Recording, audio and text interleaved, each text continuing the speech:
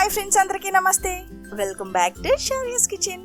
ఈ వేసవి కాలంలో చల్లగా ఏదైనా తాగాలనిపిస్తే ఈ రాగి మిల్క్ షేక్ ని తప్పకుండా ట్రై చేయాల్సిందే. చల్లని ఈ మిల్క్ షేక్ ని హెల్దీ వేలో చేసుకుంటే పిల్లల నుండి పెద్దల వరకు ఎంతో ఇష్టంగా తాగుతారండి. మరి ఎందుకు ఆలస్యం, ఎంతో టేస్టీగా ఉండే ఈ రాగి మిల్క్ షేక్ ని సింపుల్ గా ఎలా చేయాలో చూసే ముందు మన శౌర్యస్ కిచెన్ ని లైక్ చేసి, షేర్ చేసి, సబ్స్క్రైబ్ చేసేయండి. ఈ రాగి మిల్క్ షేక్ కి కావాల్సిన పదార్థాలన్నీ కింద డిస్క్రిప్షన్ లో ఇస్తున్నా, ఒకసారి చెక్ చేసేయండి. ముందుగా 1 స్పూన్ సబ్జాలను బౌల్లో వేసుకుని నీళ్లు పోసి నానబెట్టుకోవాలి. తర్వాత వేరొక బౌల్లో 1 స్పూన్ రాగి పిండిని కొద్దిగా వాటర్ పోసుకుని ఉండలు లేకుండా కలిపి పక్కన పెట్టుకోవాలి.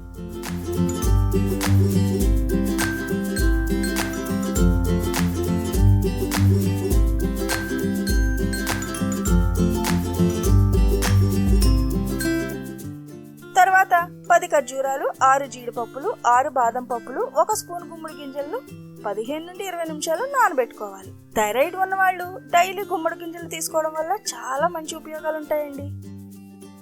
తర్వాత బీట్రూట్ల చిన్న ముక్కని తురుముకుని పక్కన పెట్టుకోవాలి.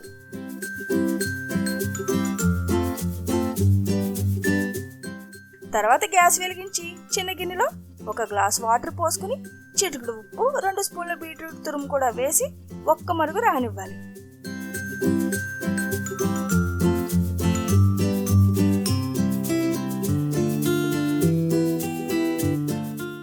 వాటర్ బాగా మరుగుతున్నప్పుడు కలిపి పెట్టుకున్న రాగి పిండి మిశ్రమాన్ని ఇందులో వేసి బాగా కలుపుకోవాలి.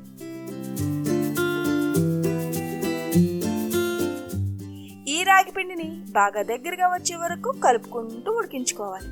తర్వాత గ్యాస్ కట్టేసి బాగా చల్లార్చుకోవాలి.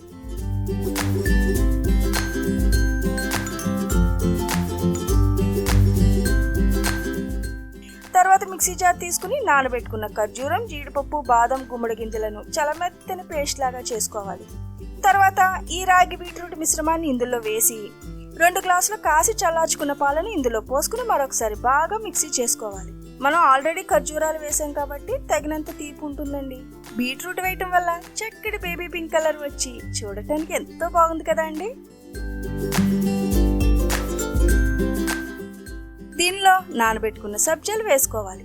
ఈ సబ్జాల వల్ల శరీరానికి ఎంతో చలువ చేస్తుంది. రాగి పిండి శరీరానికి శక్తిని ఇచ్చి కడుపు నిండుగా ఉండేలా చేస్తుంది.